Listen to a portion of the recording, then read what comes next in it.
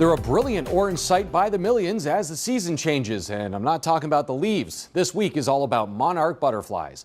The story goes that the monarch part comes from an actual English monarch, King William III, known as the Prince of Orange. Not hard to draw a line with that association. Its scientific name of Denos plexippus comes from Greek mythology, the great-grandson of Zeus, yet it directly translates to sleepy transformation, likely for its journey in the chrysalis from caterpillar to butterfly. Whatever the entomological etymology may be, they sure are pretty. Eastern North American monarchs are perhaps most known for their annual migration. They traverse at about 6 miles an hour for thousands of miles to the southwest, from southern Canada all the way to Mexico.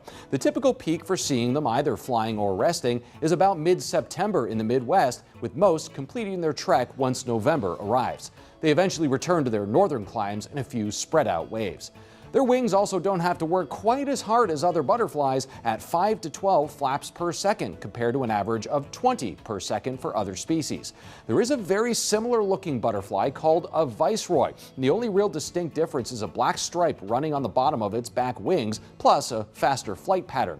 That's an example of Mullerian mimicry, where two or more of the same species mimic each other's warning signals, from looks to behavior, even tasting bad to prospective predators. One member being unpalatable gives the hint that all similar species should be left alone in the future. In fact, it turns out a monarch's #1 food source also helps protect them.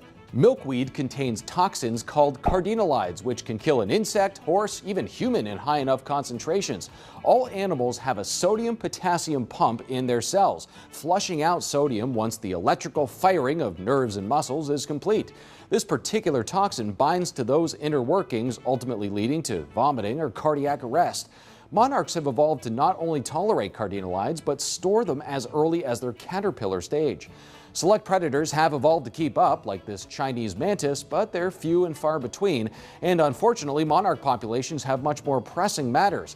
Their numbers have dwindled to just 10% of where they were in the mid-1990s, and the International Union for Conservation of Nature placed them on the endangered species list in 2022. There are more than 100 species of milkweed to plant out there, which can go a long way in ensuring future generations of humans get a fleeting glimpse into future generations of fluttering flights of fancy. For this week's Moment of Science, I'm Dan Smith.